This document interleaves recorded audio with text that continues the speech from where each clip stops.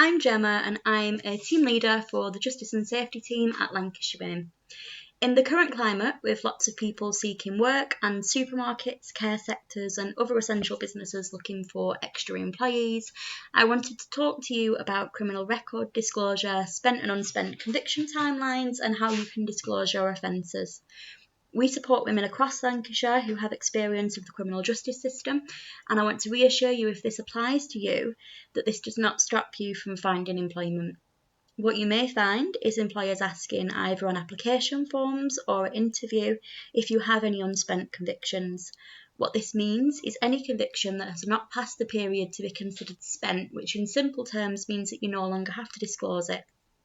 Any employer can ask you for your unspent conviction disclosure, but only employers in certain sectors can ask you for the details of your spent convictions.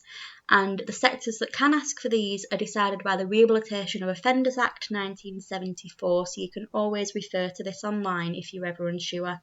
But it does include jobs in finance, security, police, prison and probation service, and working with children or vulnerable adults. If you're unsure if the job that you're applying for is exempt from the Act or not, you can always ask us. For these jobs, you will always have to declare your spent and unspent convictions, and these will show on a DBS. For any jobs not covered by the Act, you have to disclose your unspent convictions. For the women who have accessed our services instead of paying their penalty notice of disorder, this is a simple on-the-spot fine issued by the police for a very minor offence. You may know it as a PND or a PNDE course that you came on. If you paid your PND within the specified time limit, or if you attended one of our courses, all liability for the offence is discharged and it will not form part of your criminal record. I'm now going to go through for you the periods set out for each type of sentence and how long you have to disclose this for. These only apply for over 18s and it is slightly different for under 18s. So if you are under 18 and need this disclosure information, then please do contact us, because our Invest in Youth team can help you with your employment goals. For a community order or a youth rehabilitation order, the time before your conviction becomes spent is the total length of your order plus 1 year. For a prison sentence or a detention in a youth offender institute for 6 months or less, it would be the total length of your sentence, including your licence period and your post-sentence supervision period, which you may know as your licence and your PSS, plus 2 years. For a prison sentence or a detention in a young offender institute for over 6 months and up to 2.5 years, the total length of your sentence and your licence period plus 4 years before your conviction becomes spent.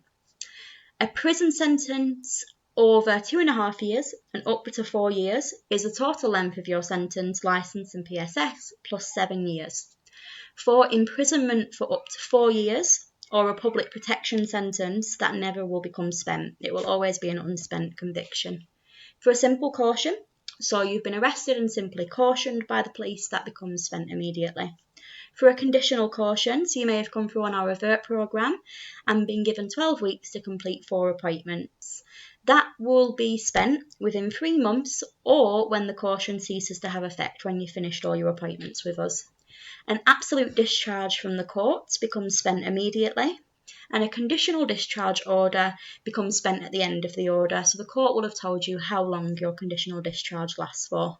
A fine will last for a year before it becomes a spent conviction, and a compensation order will become spent when you have paid it in full. If you received a relevant order on top of your conviction, it won't become spent until that order has finished. So a relevant order is things such as disqualifications, prohibitions, any other penalty on top of your order. So if there's no end date specified on that order, then the default rehabilitation period will be 2 years from the date of your conviction. If you received an indefinite order, then your conviction will remain unspent indefinitely. There's no definitive advice on what a relevant order is. But based on the definition in the legislation, these are things such as criminal behaviour orders, compensation orders, disqualification from driving, football banning orders, restraining orders, serious crime prevention orders, and sexual harm prevention orders. So for example, if you're convicted and given a fine, and then you're also given a 3-year restraining order, Although the rehabilitation period for your fine is only a year, your 3-year restraining order would mean that your conviction would not become spent until that 3-year period had elapsed. Making a disclosure of a criminal record to a new employer can be really worrying, and we're here to help you with it.